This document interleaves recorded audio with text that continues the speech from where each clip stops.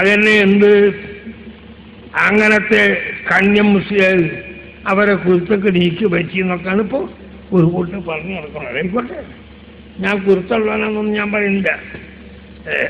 ഈക്കൻ്റെ കുരുത്തക്കൾ വെച്ച് അങ്ങനെ പല കുരുത്തക്കൊണ്ട് നീക്കി. അതുകൊണ്ട് അള്ളാഹുവിൻ്റെ കുറച്ചും കൂടി ആസ്തി നീക്കിയിട്ട് ഒരു കുരുത്തക്കൊണ്ട് എനിക്ക് വെച്ചില്ല.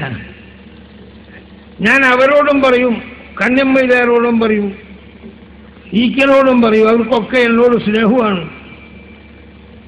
പിന്നെ ഓരോ കാര്യത്തിന് ആളിനെ വേണ്ട വെച്ചൊക്കെ നടക്കണ്ടേ. മൂപ്പരെന്താ അറിയോ, കന്യമ്മയിലാണെന്നറിയാല. അവിടെ നിന്ന് ദ്വാരപ്പിച്ച് താഴെക്കൊണ്ടായ പിന്നെ ഇവരല്ലേ ചക്കരക്കഞ്ഞി വെക്കുന്നത്. കുറച്ചാൽ അത് മൂപ്പരറിയില്ല. ഉള്ളാളക്കാർ അവിടെ നിന്ന് ഒരു ദിവസം ക്ഷണിക്കാൻ വേണ്ടിയില്ല വന്നു.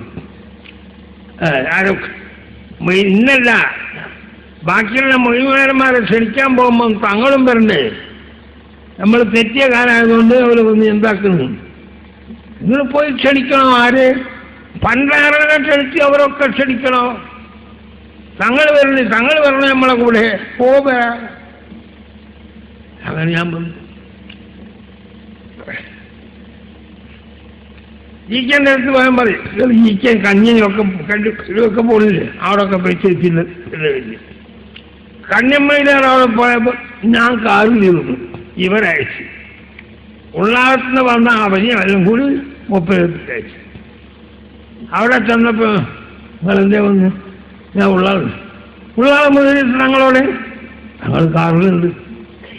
എന്തായാലും കൊണ്ട് വിളിക്കും കുഞ്ഞുമാനെ പോകുമോ? അപ്പോഴത്തെ മാനേജ വന്ന് 30 വിളിക്കുന്നതാണ്. ഞാൻ ചെന്ന് ഞാൻ സ്ഥലം കല്ലി ഒരു സ്ഥലം കല്ലി മറിച്ചവന് തങ്ങൾ എന്ത് പണിയെടുത്തത്? തങ്ങൾ അവിടെ കാൽ കുത്തിരിക്കല, അവിടെ ഒന്ന് അങ്ങോട്ട് വരരുത്. അത് നിങ്ങളിന്നെ പുറത്താക്കി. പിന്നെ ഞാനങ്ങനെ വരരുത്. തങ്ങളെ ഞാൻ പുറത്താക്കി. എല്ലാ പേപ്പറിലൊക്കെ ഒന്നുള്ള നിങ്ങൾ പുറത്താക്കിയാണ്. ഞാൻ തങ്ങളെ പുറത്താക്കിയില്ല, ഞാൻ തങ്ങളെ കൂടെ. ഇതൊരു ഉള്ളാളക്കാർ കേട്ടോ കഴിഞ്ഞ് ഇതിൻ്റെ ഉള്ളിൽ കള്ളപ്പേതായതുകൊണ്ട് എന്നൊരു കുഴപ്പമില്ല. അല്ല അന്നല്ല വീടിൻ്റെ പുറത്തൊക്കെ എന്തെല്ലാം ഇവർ ചെയ്തു കൂട്ടിയത്. ഇനി ആർക്കാടാ കഴിയ? സുന്നത്തിൻ്റെ അടിസ്ഥാനം മതിയായ നിലത്തിലല്ലേ. വരക്കൽ മുല്ലക്കോഴത്തങ്ങൾ 115 വയസ്സ് ജീവിച്ചതാ. അങ്ങനത്തെ മഹാനവരുടെ കാലത്താണ് സമത്വം ഉണ്ടാക്കി. അന്നത്തെ എല്ലാ അഴിമകളും നമ്മളൊന്നും ജനിച്ചിട്ടും കൂടിയില്ല. ആ സ്ഥാപനത്തിൻ്റെ സംഗതികളൊക്കെ മാറ്റിമറിച്ച് പുതിയ രൂപത്തിലേക്ക് പോകാൻ പുറപ്പെട്ടപ്പോൾ പിന്നെ അവിടെ ഒത്തുകൊടുക്കാൻ കഴിയോ? AP ആയിട്ടല്ലടാ തെറ്റിയത്, ഞാനുമായിട്ടാണ് തെറ്റിയത്. അറിയോ? ഭൂരിപക്ഷം എന്ന് പറഞ്ഞാൽ ഭൂരിപക്ഷമില്ല. പക്ഷേ എനിക്ക് ഓടാനും പാടാനും കഴിയില്ല. ഇങ്ങനെ AP ആക്കി. എന്നെ സംബന്ധിച്ച് എത്ര എന്തെല്ലാം പറഞ്ഞു നോക്കി. ഉള്ളാളത്തേക്ക് എത്ര കമ്പി കത്ത്. സുബ്ഹാനല്ലാഹ്. എന്ത് ഈക്കനെ കാപ്പറാക്കി ഉസ്താദിനെ കാപ്പറാന്ന് ഞാൻ പറഞ്ഞിരുന്നല്ല. കുഴപ്പം ഇല്ലേ? നിങ്ങളൊന്നും കേട്ടില്ലേ? എന്നിട്ടോ ഉള്ള ആൾക്കാരെന്നെ നമുക്ക് ചെയ്യാൻ കഴിയുമോ? ഒന്നും കുരുങ്ങിയില്ല. നമ്മൾ ശിഷ്യന്മാർ തന്നെ എന്താ അങ്ങനെ എന്നൊക്കെ കത്തെഴുതി നോക്കി. ഓരൊക്കെ അവിടെ പോയി ഒടുവിലൊന്ന് പൊരുത്തം പിടിക്കാൻ വേണ്ടി ഈക്ക ഞാൻ കാഫറാക്കിയാണ്. ഞാൻ പറഞ്ഞതെന്ന ഈ മടവൂരുണ്ട് അവർ പറഞ്ഞതാ. ഞാൻ അവിടെ എപ്പോഴും പോണ ആളൊന്നുമല്ല. ഈ ഔലിയാക്കന്മാരെ പിന്നാലെ പോയതിനെ പണിയൊന്നും ഇരിക്കില്ല.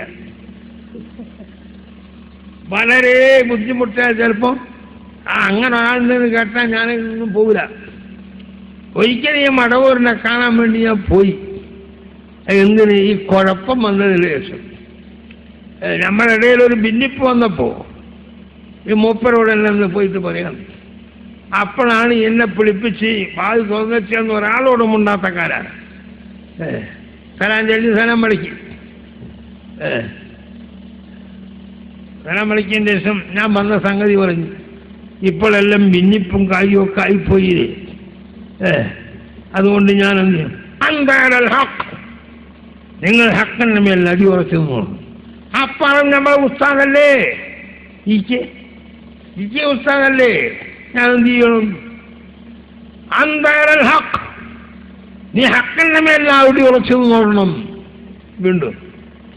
വീണ്ടും ഞാൻ പറഞ്ഞപ്പോൾ കഫറ, മടവൂര് കഫറ എന്ന് പറഞ്ഞതാണ്, ഞാൻ പറഞ്ഞതല്ല. കഫറയ്ക്ക് പല അർത്ഥമുണ്ട്, അതെനിക്കും അറിയാം. അതുകൊണ്ട് അതങ്ങട്ട് പരത്തിയിട്ട് ഉള്ളാളത്തെ ഞാൻ ഒഴുകിപ്പോകുമെന്ന് വിചാരിച്ചല്ലാരും. പ്രസിഡന്റ് ഒക്കെ വല്ല കത്തും കൊത്തൊക്കെ വന്നു. പറഞ്ഞവനൊക്കെ എവിടെ പോയി? എവിടെ? ഒരു നാട്ടിക മൂസ എന്ന് പറഞ്ഞു വരുത്താൻ വല്ലാതെ മംഗലാപുരത്ത് വന്ന് പറഞ്ഞു. ഓന് മരിച്ചു നോക്കുമ്പോൾ ഓൻ്റെ വലിയ ശിഷ്യനുണ്ടായി പോയി വന്നതിന് ശേഷം അവൻ്റെ നാവില്ല. കാരണം ഇവൻ്റെ നാവേ ഇല്ല. മരിക്കുമ്പോൾ അവൻ്റെ നാവ് ചുരുണ്ടുപോയിരിക്കുന്നു.